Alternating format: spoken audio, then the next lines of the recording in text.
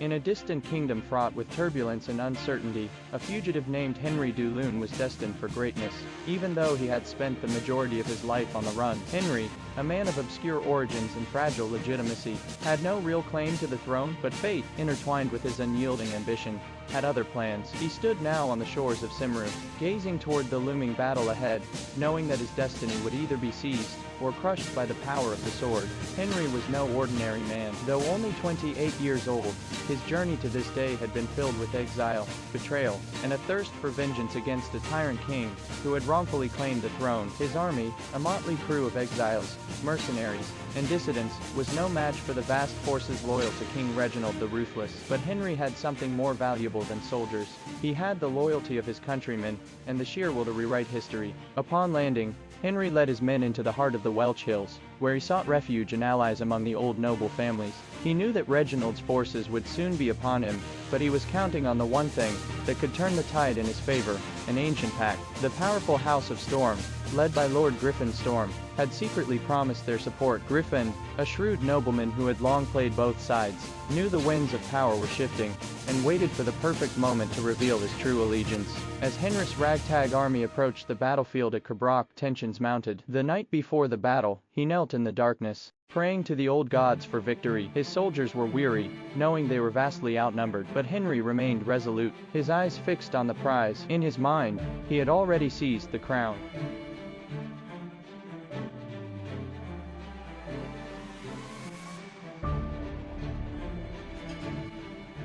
The dawn of battle brought chaos. Reginald's forces advanced like a storm, tearing through Henri's men. The air was thick with the clash of steel and the cries of the wounded. For a moment, it seemed all hope was lost, but just as Henri's standard-bearer fell, the ground shook with the thunder of hooves. Lord Griffin Storm and his army descended upon the battlefield, throwing their full might behind Henri. The tide of battle turned. In the midst of the carnage, Henri faced King Reginald directly. The two men, locked in mortal combat, exchanged blows with a fury born of hatred. It was Reginald who first faltered. With a swift and decisive stroke, Henri plunged his blade into the tyrant king's heart. Reginald's reign of terror was over.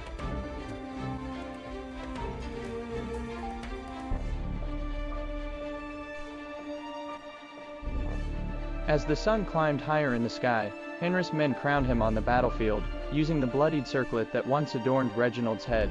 The victory was his, but the true battle had just begun. Henri, now King Henri of the lunar throne, faced the daunting task of consolidating his power and proving his legitimacy to a kingdom that had known only chaos for decades. Back in the capital, Henri began his reign with cunning and an iron grip on power. He knew that his claim to the throne was fragile, so he set out to strengthen it by marrying Lady Alara of York, a noble woman whose lineage carried weight across the kingdom.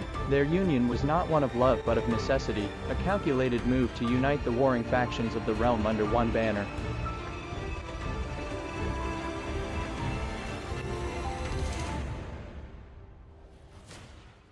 With his queen by his side, Henri transformed the kingdom. He rebuilt its castles, fortified its cities, and filled his court with loyal men who owed him their lives. But his most effective weapon was his treasury. Henri understood that gold was the key to power, and he used it to fund secret networks of spies who ensured that no rebellion could ever rise against him. His reign was one of both brilliance and terror, as he crushed his enemies and rewarded his allies with the riches of the realm. But Henri's greatest legacy came not from his conquests or his wealth. It came from his son, Prince Alaric. Born amidst a violent storm that many believed was an omen of his great destiny, Alaric grew into a figure of legend, uniting the kingdom in ways even Henri could not have foreseen. The people called him the Storm King, a ruler who would carry the lunar throne into an era of prosperity and peace.